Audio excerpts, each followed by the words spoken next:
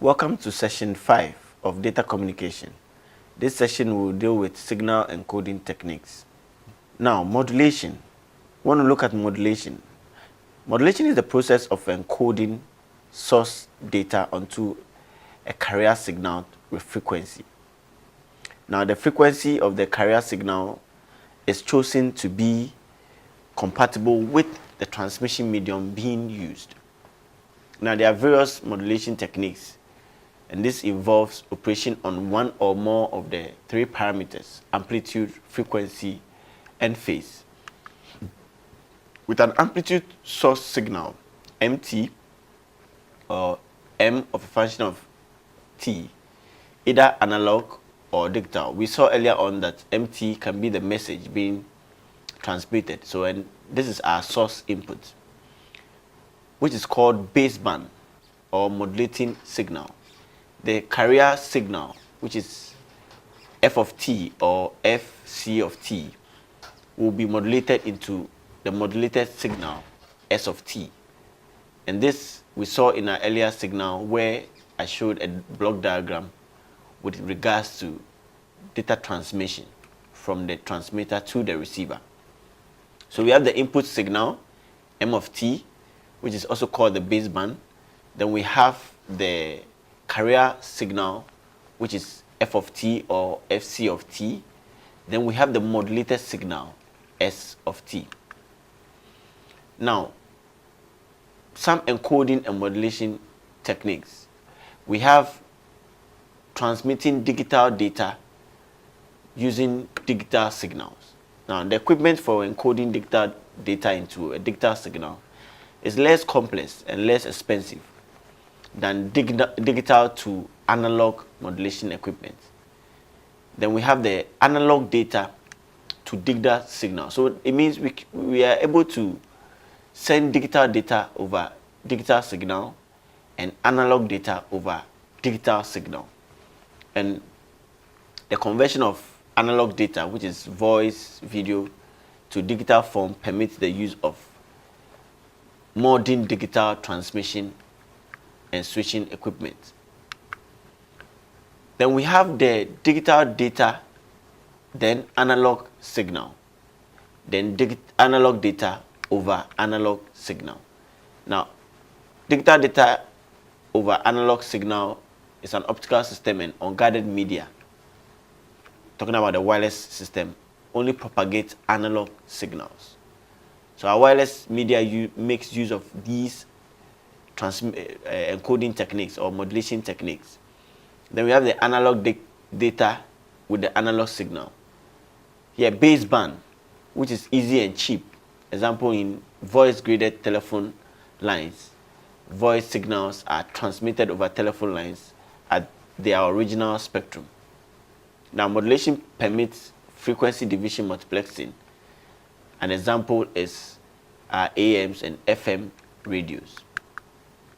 So we want to take the various techniques one by one and digest and go more into them. Now, the simplest form of digital encoding of digital data is to assign one voltage level to binary 1 and another to binary 0, making use of zeros and ones. Now, the factors affecting successful interpreting of signals has to do with the signal to noise ratio, the data rate, and the bandwidth. Now, we want to look at some examples of digital data with digital signal encoding schemes.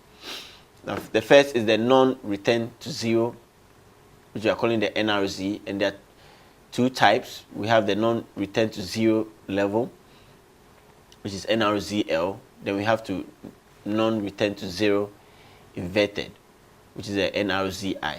Then we have the multi-binary or multi-level binary. That one, we also have 2 types. We have the bipolar, AMI, then we have the pseudo-ternary. Then we have the biphase. Here also we have the Manchester, and then we have the differential Manchester. Then we have the scrambling techniques. We have the B8ZS, then we have the HDB3. These are categories and various forms of encoding scheme with regards to digital data with digital signal. Then we come to the digital data with analog signal. Now, here a modem converts digital data to an analog signal so that it can be transmitted over an analog line. And we see most people using these modems a lot. Now, it's designed to transmit analog signals in 300 Hz to 3400 Hz. Now, modulation involves operation on one or more of the three characteristics of a carrier signal. Now, the various kinds of encoding schemes with regards to the digital data and analog signal has to do with amplitude shift keying, which is known as ASK. Then we have the frequency shift keying, and here we have the binary frequency shift keying and the multiple frequency shift keying. Then we have the phase shift keying. Here also we have the binary and the 4 level, which is known as the quadrature PSK. Then we have the multi-level PSK. Then we have the QAM, and this is the combination of the amplitude shift keying and frequency and the phase shift keying. Now the next one to look at is analog data over digital signal, such as voice, or analog data such as voice, video.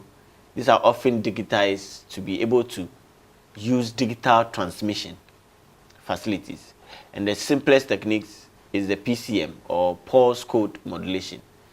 This involves sampling the analog data periodically and doing what is called quantization of the sample. You see this quantization feature with most people that do CD compression. You realize that you go and buy a CD, and for a CD that can take 700 megabytes of data, we can have about 12 or 24 movies being encoded onto such disks. These are some of the techniques being used. Quantization has taken place. Then we have the analog to digital conversion done using a codec, or what we call the coder-decoder conversion. And we find this mostly in application, VLCs, media players. We see them in most of these applications. The another technique is the delta modulation as far as analog data and digital signal is concerned. Then we look at analog data with analog signal. Now, analog data are modulated by a carrier frequency to produce an analog signal in a different frequency band. And this can be utilized on an analog transmission system. There are 3 encoding techniques here. We have the amplitude modulation, we have the frequency modulation, and we have the phase modulation. And this brings us to the end of the 5th session. I'll see us in the 6th section.